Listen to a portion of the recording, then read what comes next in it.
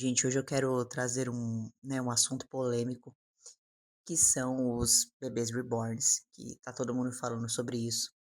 Quero trazer um pouquinho de como que eu enxergo, eh, essas questões dos indivíduos, então, que têm esses, bebês reborns como, hã, algo, né, que, pra muita gente, e aí não estou dizendo que é a minha opinião, mas para muita gente foge da realidade.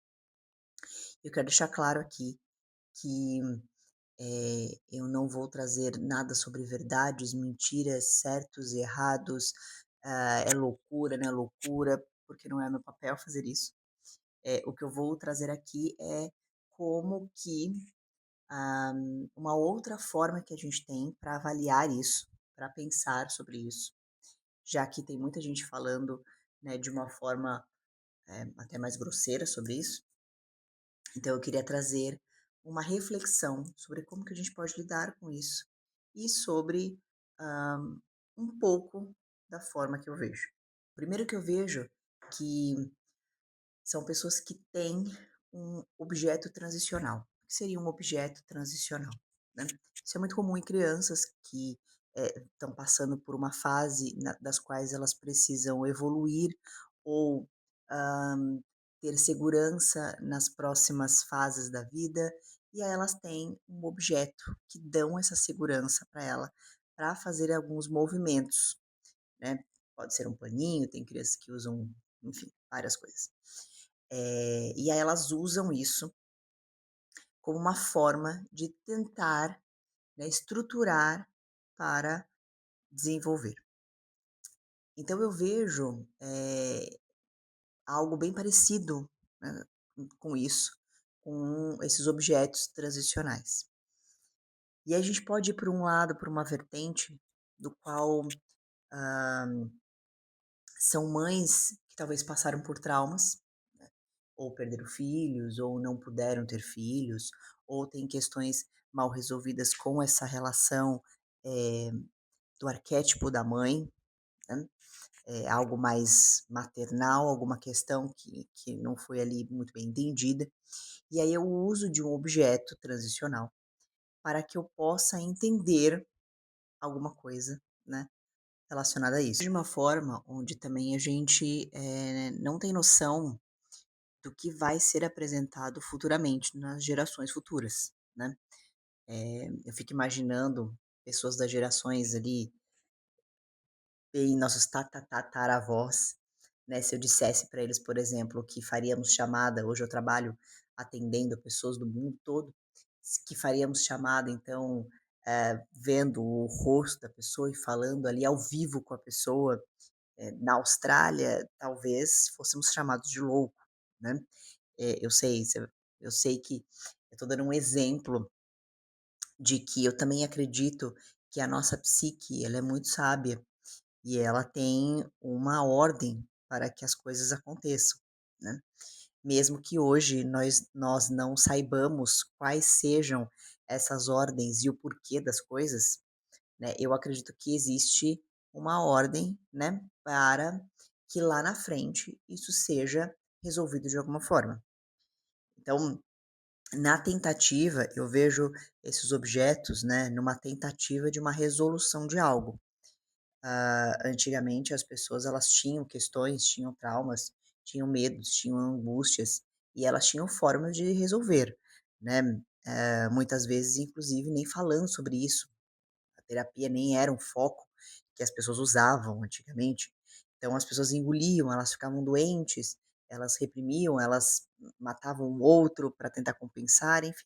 Elas tinham formas mais primitivas de lidar com as suas angústias, com as suas perdas, com as suas questões, né, e hoje as pessoas elas têm, tentado adquirir novas formas de lidar com algumas questões, né, seja na terapia, seja, enfim, de diversas formas ali, mas o mundo ele está apresentando muitas coisas diferentes e novas que não eram apresentadas antes, né, coisas que hoje para nós já é numa normalidade e antigamente não seria. Então eu também acredito que há um sistema que se apresenta, que parece estranho, que é novo, mas que eu tenho certeza que vai ter um propósito.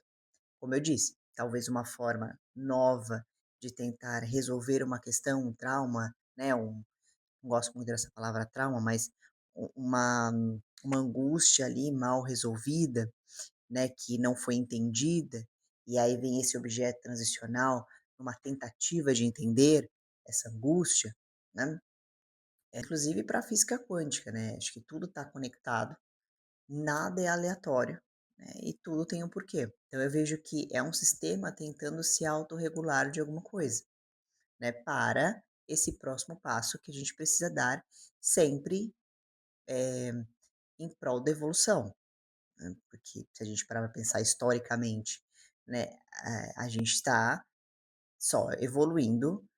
Vou dar um exemplo, né, quando eu era criança, eu tenho 40 anos, não se falava, por exemplo, em reciclagem, não se falava em mal se falava em homossexualidade, não que não existisse, mas as pessoas não falavam, porque era um absurdo, né. Hoje já não é mais assim daquela forma, né, ainda não está o ideal, mas, hoje já é, eh, entendido, respeitado por muito mais pessoas do que antigamente, né.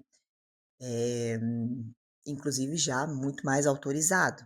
Então eu vejo que eu dei só um exemplo de muitas outras coisas que o sistema sempre, né, vai tentando, evoluir. Enfim, então como que as pessoas lidavam antigamente com os lutos, com as perdas? Elas engoliam, elas ficavam doentes, e como que a gente está tentando lidar hoje. Então eu vejo esses bebês reborns como uma tentativa, eh, de estruturar um novo caminho, hã, uma nova resposta a algo. E é isso, algo que eu não sei que algo, né, mas é algo. Então, mesmo que algumas pessoas tragam aí loucuras e aí, como eu disse no começo do vídeo, eu não estou aqui para dizer o que deveria ou não deveria ser feito e nem da forma que deveria ou não deveria ser feito. Eu não sei se colocar creches para bebê reborns ou, né, eu não estou dizendo sobre tirar vagas das pessoas do SUS ou não, eu não estou colocando isso. Eu não estou dizendo que é certo ou errado. O meu papel aqui é tentar, como eu disse, uma nova forma para a gente pensar sobre o porquê. Porque como eu acredito que nada é por acaso, tudo tem um porquê. E então, por que isso está sendo apresentado, né? Por que as pessoas estão colocando isso dessa forma?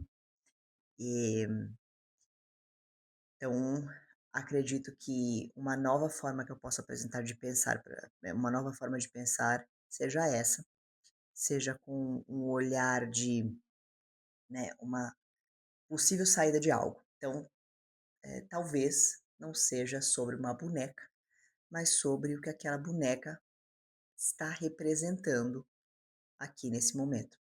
Hum, Essa é a minha opinião de visão sobre essa proposta de bebê reborn.